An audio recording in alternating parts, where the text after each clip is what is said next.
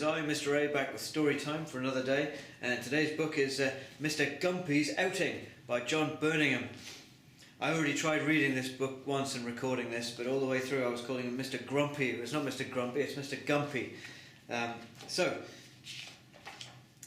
this is Mr. Gumpy. Mr. Gumpy owned a boat, and his house was by a river. One day Mr. Gumpy went out in his boat. "May we come with you?" said the children. "Yes," said Mr. Gumpy, "if you don't squabble."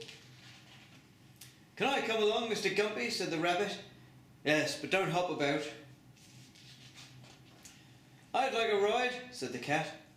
"Very well," said Mr. Gumpy, "but you're not to chase the rabbit." "Will you take me with you?"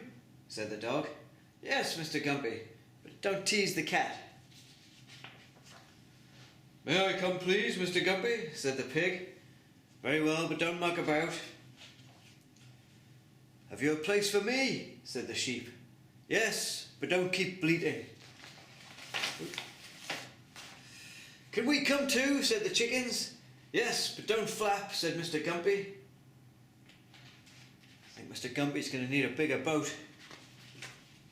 "Can you make room for me?" said the calf. "Yes, if you don't trample about." "May I join you, Mr. Gumpy?" said the goat. "Very well, but don't kick." For a little while they all went along happily, but then the goat kicked, the calf trampled, the chickens flapped, the sheep bleated, the pig mucked about, the dog teased the cat chased the rabbit hopped, the children squabbled, the boat tipped,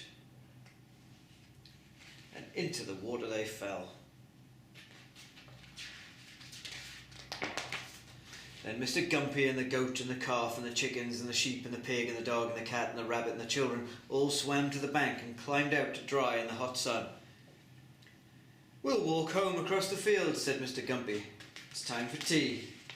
There they are, all walking back. They all went home for tea.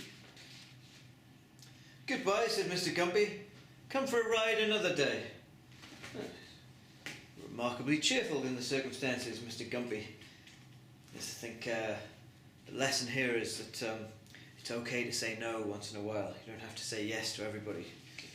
Otherwise your boat could end up tipping over if you try to do everything for everybody.